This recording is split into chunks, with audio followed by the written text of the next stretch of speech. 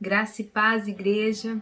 Uma alegria estar aqui novamente trazendo uma palavra ao seu coração, meditando junto com você a respeito da palavra de Deus.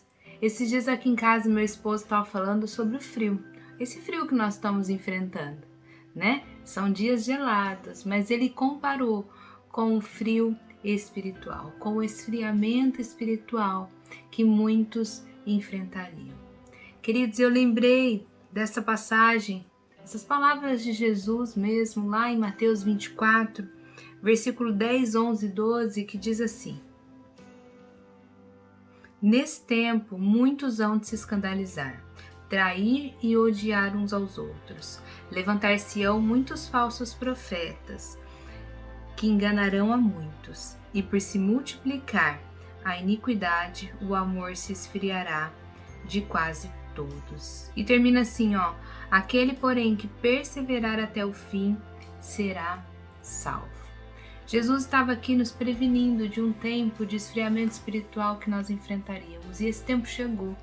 Nós vemos tantas pessoas que já estiveram na comunhão da igreja, pessoas que já serviram a Deus de forma excelente, pessoas que já foram uma bênção nas mãos de Deus, hoje estão frias e afastadas da presença de Deus. Isso é muito triste, queridos, porque é um processo que se inicia de forma muito sutil.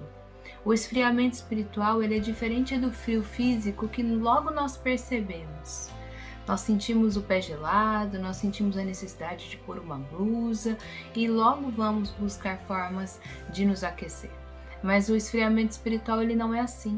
Muitas vezes nós estamos frios e não percebemos. Aí que está o perigo, porque achamos que estamos bem, achamos que podemos fazer a obra dessa forma, achamos que nada mudou. Mas aquele frio que entrou no nosso coração, aquele esfriamento que está acontecendo dia após dia, ele está tomando uma proporção e nós não estamos percebendo. Aí o pecado entra e já não faz tanta diferença, já não nos incomoda tanto e infelizmente é um caminho muito duro, é um caminho que nos conduz a estar fora da presença de Deus, a nos levar para muito distante da presença de Deus. E nós precisamos prestar atenção nos primeiros sinais de esfriamento espiritual.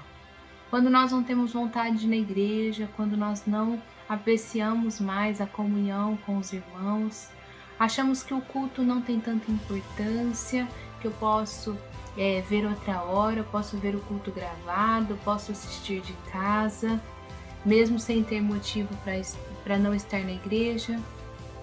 Já perceberam como o inimigo ele é sutil?